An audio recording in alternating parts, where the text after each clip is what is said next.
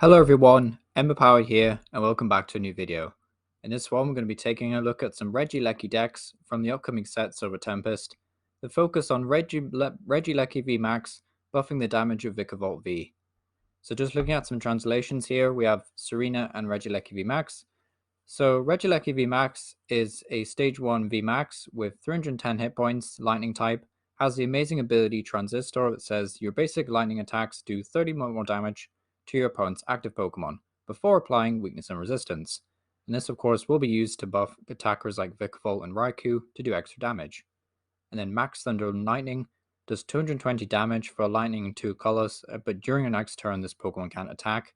We're not really interested in Max Thunder and Lightning. We can use it in a pinch, but all of these lists aren't really playing enough energy or enough ways to accelerate energy, so we don't have to worry about this attack really.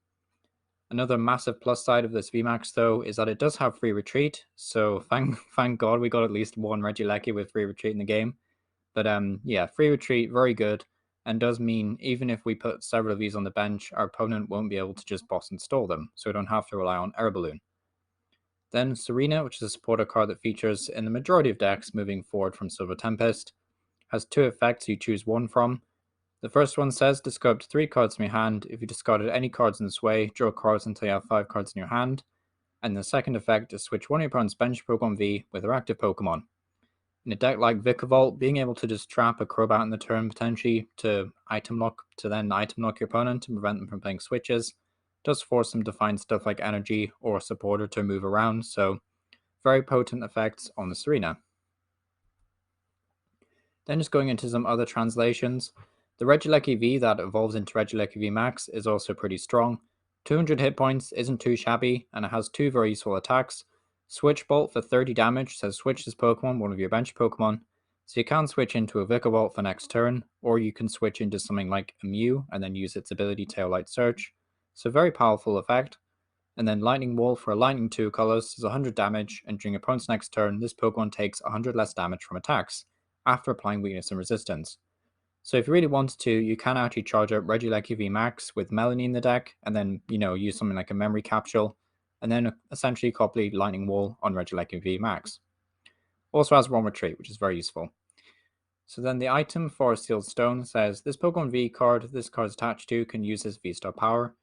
And the V-Star power reads, during a turn you may search your deck for any one card and put it into your hand. So very powerful effect. And because Regieleki Vmax and Vikavolt V don't have any V-Star powers between them, Star Alchemy is an amazing one to choose from, and we'll see this card being played a whole lot in these decks. So going into the first list here, fairly bulk standard, but we are playing some tech cards. So 3/3 Regi is probably what we'll expect to see as the norm. 3 Vikavolt, 1 Greninja to help discard energy because we are using a Melanie engine, 1 Luminion V to help find stuff like Boss's Orders and Melanie, 1 Crobat V just to add extra draw support, 1 Drapion V to give you a better chance against Mew, and then 1 Starmie, which is super interesting, but card decks like Lugia do put a lot of energy into play, as well as the new Regidrago, so having something like Starmie is a good option. So this list is also playing, I should say, 2 of the Forest Seal Stone tablet, so you do have some very good options in that regard to search your deck for any card that you want effectively, so very consistent list. The second one, I would say, is even more consistent than the last one. It cuts down right down on text and instead favors a bunch of smaller one-offs. You're playing 3 copies of the tablet instead of the 2, and you're playing 4 trekking shoes and 3 Pokestop, so you can afford to play a lot more items. Because you have to use water and lightning energy to compensate for Melanie, you can play copies of Energy Search, Ordinary Rod, Switches, Escape Ropes, Air Balloon, Choice Belt, Capes of Toughness, a ton of different items and a lot to choose from with this build.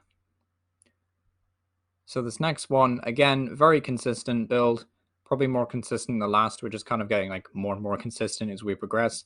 But this one, funny enough, is playing for Vikavolt, so it's aiming to start Vikavolt in the active as well as attack with it for most of the game. This build also uses 2 of the Stormy Mountain, which we don't always see in these builds, but 2 Stormy Mountain will just allow you to set up better and will help you just switch into Vikavolt. If I was playing this deck, then this is a list I would definitely go for. So this next one, very techy, but this is kind of like a Ariados style deck. So the new Ardos reads that your opponent's V-Star's attacks cost 1 colorless more. So with Vikavolt, you can essentially lock your opponents down to items, and then lock out their items, and then their attacks cost 1 colorless more.